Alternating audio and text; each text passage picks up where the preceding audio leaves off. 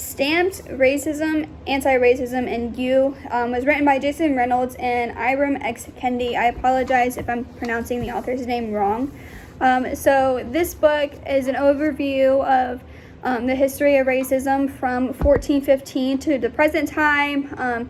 A lot of the times the author does mention that it's not a history book, and I can definitely see the differences between your conventional history textbook versus this young adult literature nonfiction book. I really like the approach that it takes. I think it is very informative and a really good approach. When it comes to something that I found provocative, I think in this novel that there are a lot of provocative texts that we could pull. So I wanted to pull something that was more like in the beginning of the book, one of the first things. So it goes from page 12 to page 13. 1, climate theory. This actually came from Aristotle. We'll get back to him later, who questioned whether Africans were born this way or if the heat of the continent made them inferior. Many agreed it was climate and that if African people lived in cooler temperatures, they could in fact become white. And 2, curse theory.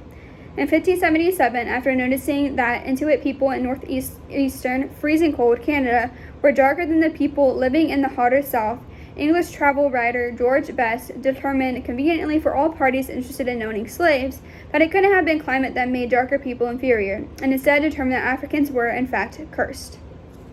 And so I'll just stop it on page 12, but more with the curse theory, like it talks about the Bible and more into like why they found that being African American or being an African meant that you were cursed.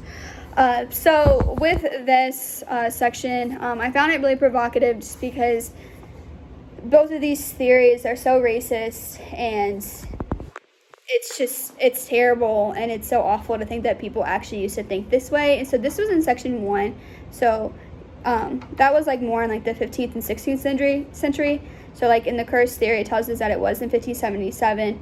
The climate theory, I would guess that would be around the same time. But I feel like this section in particular in the book as a whole, it definitely does allow the readers to explore the human condition of what Africans go through, and all the prejudice, the oppression, and everything that they go through even today, which I like that the book goes through from the 15th century to the 21st century.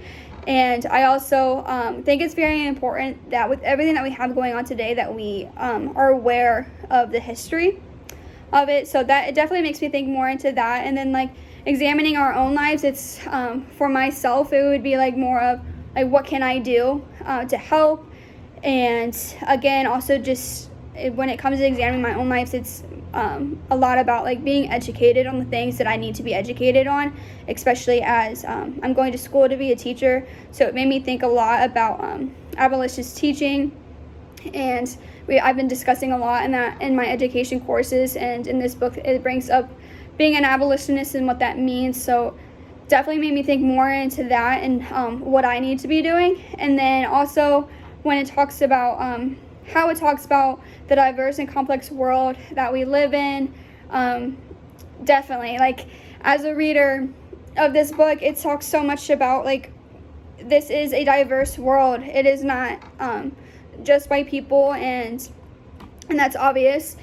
But unfortunately, some people are still racist today, and obviously during this time period that we were given from the 15th to 21st century, we can see one, how it's progressed, and also maybe how it has not progressed so much.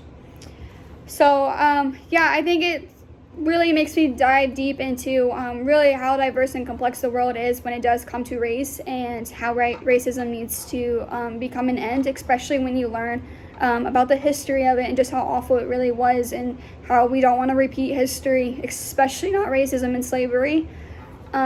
Yeah, so I'm going to stop talking now because I feel like I could talk a lot about this book.